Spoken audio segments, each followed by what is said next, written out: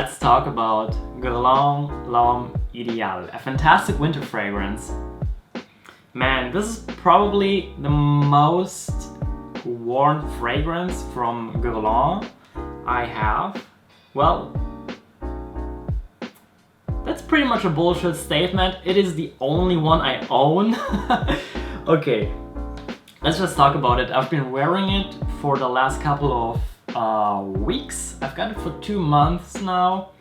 I've been decanting, so I didn't wear half the bottle in just 2 months. It's quite a cool fragrance. It's a fantastic autumn, winter, and even spring fragrance. I wouldn't wear it in the summer because it's just too warm and too sweet. But for the winter right now and for the fall and also for spring, I think it's totally fine. A lot of people are saying with L'Homme Ideal that it has an almond note, or basically that all fragrances from this line have this specific almond note. Honestly, I don't smell any almonds. I've got almonds at home. I know how almonds are smelling like. I don't smell any almonds in here. Totally zero almonds from me. But you know what? I think it's quite a funky smell because it's so different. It is not an average designer. To me, actually, the opening is relatively fresh for a winter fragrance, and it has a very specific note of soda. Okay, to me it smells like Sprite or 7-Up, which is unseen before in a different fragrance. Yeah, to me the opening is like soda, Sprite type of a drink. Let's talk about the Drydown. After the soda vibe, it gets more of a woody vibe in the Drydown, so like after 30 minutes, it changes its notes pretty much. The heavier notes become more present. It doesn't change the notes, they just become more present. So it gets more woody, it gets more sweet, but on a darker base. The darker base is cloves, cinnamon, so it's quite spicy actually. It gets more in this kind of a winter spice fragrance. It doesn't have similarities to Spice Bomb because Spice Bomb is super spicy. This one is more like it's sweet, it's smooth, and there are a couple of spices sprinkled on top of it. To me, honestly, it has a very typical Paco Rabanne DNA.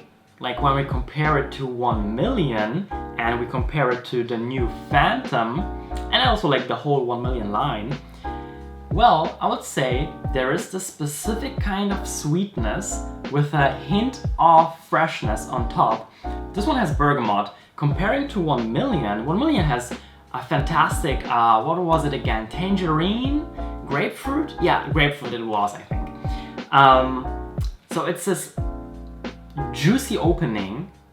For here, this is kind of a soda vibe, soda pop, 7-Up kind of a vibe, and then later on it gets sweeter and sweeter and sweeter. So to me it kind of has this typical DNA, which is not bad. Honestly, I wouldn't wear 1 Million because it's kind of dated and yeah, it's just not so much my type. Also Phantom, I tried it, it's alright, it's quite nice actually, it's not a bad fragrance. And yeah, you know, this one, it could have Paco Rabanne written on it, and I would say, yeah man, that totally fits the mood of Paco Rabanne, no problem with that.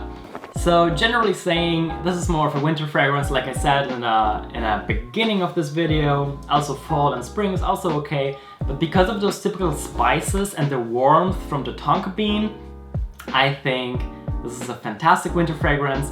And the first kind of association I have with it, except the soda pop, which is more of a summer thing, the first association about the Drydown is more like sitting in a fancy house with a fireplace.